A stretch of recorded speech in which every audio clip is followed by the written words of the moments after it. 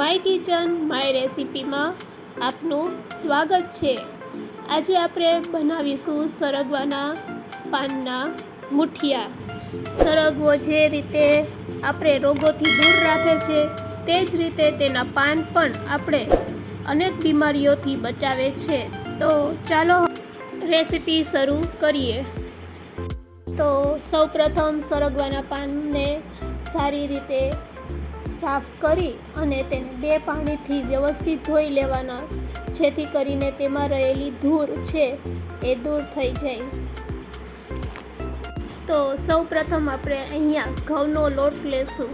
તો મેં 1 વાટકો ઘઉંનો લોટ લીધેલ છે અને 1 વાટકો આપણે બાજરાનો લોટ લેશું। તો જે વાટકાથી તમે ઘઉંનો લોટ લીધેલ હોય તે જ વાટકાથી તમારે બાજરાનો લોટ લેવાનો અને આ રીતે આપણે ચાળણીથી તેને ચાળી લેશું। હવે તેમાં આપણે ચણાનો લોટ એડ કરશું। તો 4 ચમચી ચણાનો લોટ અને સરગવાના પાન વ્યવસ્થિત સુધારી ધોઈ લેવાના અને આ રીતે લોટમાં એડ કરી દેશું। તો સરગવાના પાન એડ કર્યા પછી એમાં આપણે લાલ મરચું પાવડર એડ કરશું। તો અહીંયા 2 ટેબલ સ્પૂન લાલ મરચું પાવડર, 1 ટેબલ સ્પૂન હળદર અને સ્વાદ અનુસાર મીઠું એડ કરીશું। મીઠું એડ કર્યા પછી તેમાં ટેસ્ટ લાવવા માટે આદુ લસણની પેસ્ટ અને અડધું લીંબુ એડ કરીશું। તો લીંબુનો રસ એડ કર્યા પછી આપણે તેમાં થોડીક સોડા એડ કરીશું। ખાવાની સોડા એડ કરવાથી આપણા મુઠિયા એકદમ સોફ્ટ અને ઝડપથી પાકી જાય છે। તો સોડા એડ કર્યા પછી તેમાં આપણે 3 પાવડા જેટલું તેલ એડ કરીશું। હવે લોટને સારી રીતે હાથેથી બાંધી લેશું। જ્યારે લોટ બાંધીએ છીએ ત્યારે ખાસ ધ્યાન રાખવાનું કે લોટ છે એ આપણો નરમ ન થઈ જાય, તેની ખાસ કાળજી રાખવાની। તો આ રીતે પહેલાં બધા સામગ્રીને મિક્સ કરી લેશું અને જોઈતું પાણી એડ કરતા જાશું। તો હવે આ રીતે હાથેથી પાણીનો છંટકાવ કરતા જવાનો અને લોટ બાંધતો જવાનો, જેથી કરીને લોટ છે એ આપણો નરમ ન બંધાય। તો સરસ આપણો લોટ બંધાઈ ગયો છે। તમે તેની થિકનેસ જોઈ શકો છો। બસ આ થિકનેસ રાખવાની હોય છે મુઠિયા બનાવવા માટે।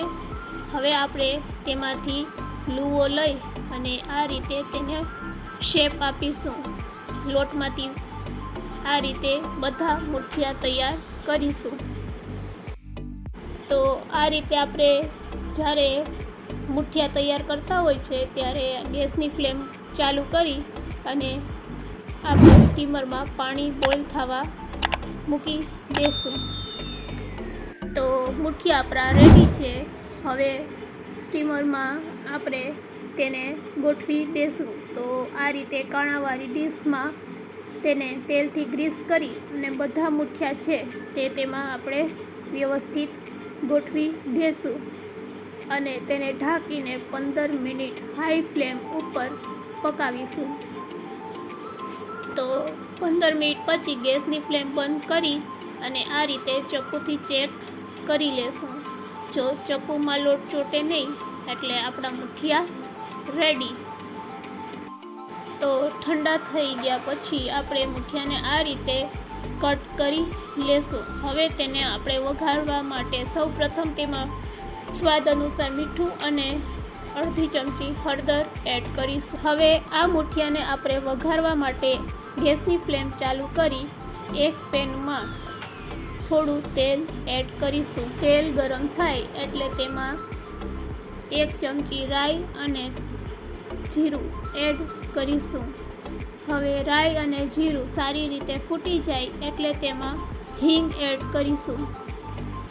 ચપટીક હિંગ એડ કર્યા પછી તેમાં આપણે લીમડાના પાન અને 1 લાલ સૂકું મરચું અને પછી મુઠિયા તેમાં એડ કરી અને વ્યવસ્થિત હલાવી લેશું.